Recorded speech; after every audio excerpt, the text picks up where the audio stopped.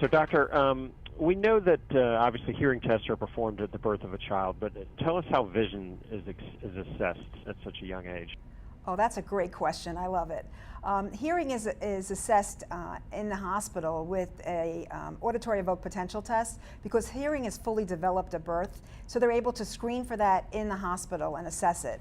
But vision is quite different from that. Vision is very rudimentary at birth. And although we have an equivalent test, the visual evoked potential, it's not effective to use as a screening device in a baby because the vision is too not well developed at that point. So our recommendations, based on the American Optometric Association's clinical practice guidelines of Pediatric, is that a child should undergo their first comprehensive eye examination with their doctor of optometry between 6 and 12 months of age, again between ages 3 and 5, and then annually thereafter. And so at what age does the child's vision fully develop, and are there some age milestones as the child grows that we need to be aware of? Yes, there are many, many milestones that occur over time.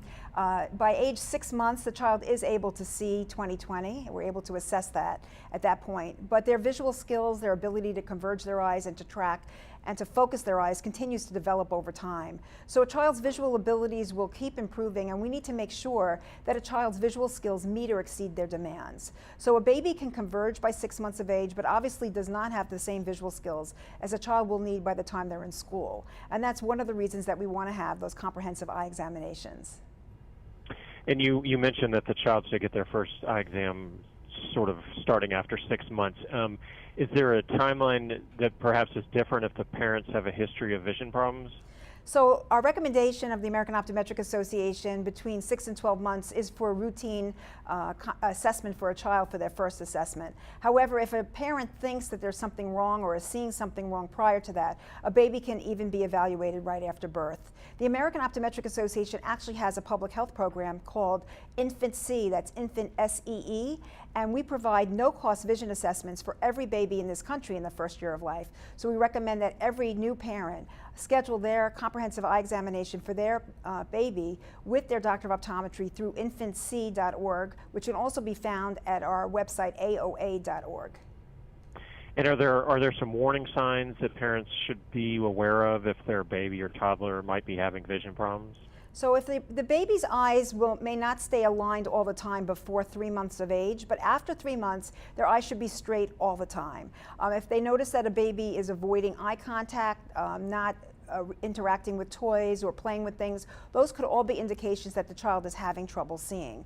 And vision impacts development in all areas. It impacts visual development, motor development, social development, and intellectual development. So any child that's failing to develop normally in any of those areas should be a real reason for a parent to bring their baby in for a comprehensive assessment with their doctor of optometry.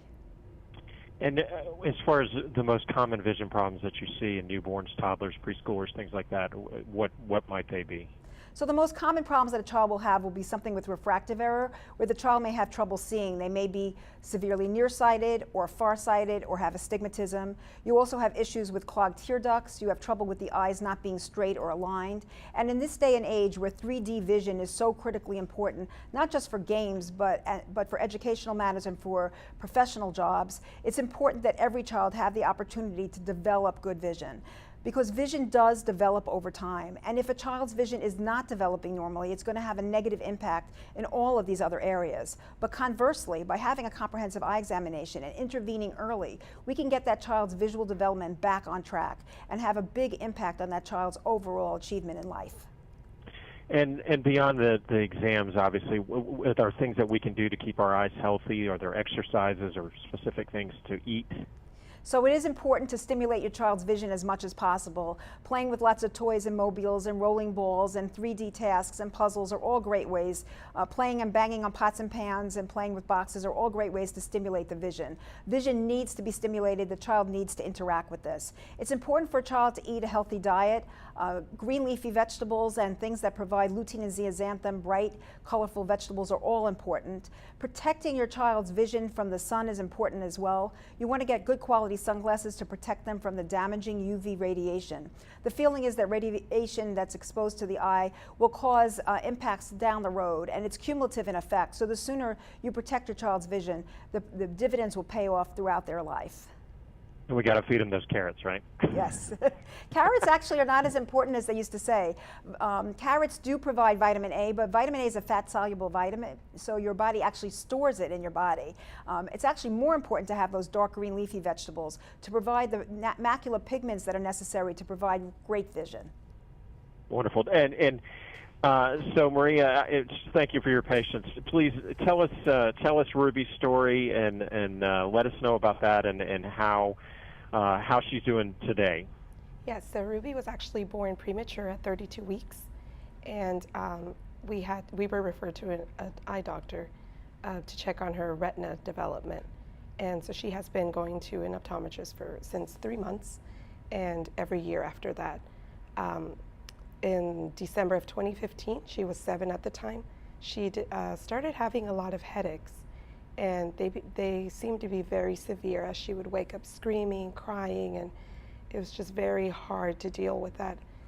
For her, and as a parent, it was very frustrating because we couldn't figure out what was going on, and we tried different doctors to help us figure out what was going on with her, and she was actually diagnosed with migraines at first. And over time with giving her the medication, it didn't work. So we went to an eye doctor, to an optometrist, and she did a very, very, very good exam on her and found that she had a pressure in her optic nerve that turned out to be a tumor. And she was hospitalized after that, and most of the tumor was removed, and it was just a very scary moment in our lives. And we're so thankful that we did continue to go to our optometrist. Had we not, we wouldn't have found this. And how is she doing today? She is doing very well. She is 8 years old now, about to turn 9 in August, and she's feeling great. Well, that's the news we like to hear. I know this was a little different than the other interviews you guys have been doing this morning, so I really appreciate the patience with me. And Doctor, thanks for all the great information, and Maria, thanks for the story. It's really inspiring, and best of luck to you and Ruby going forward. Thanks so much for the time this morning. Thank you. Thank you for having us, and be sure to go to AOA.org for further information. One of the most important things you can do for your child is to have that child have a comprehensive eye examination with your doctor of optometry. Perfect. Thanks so much, Doctor. Thank you for having us.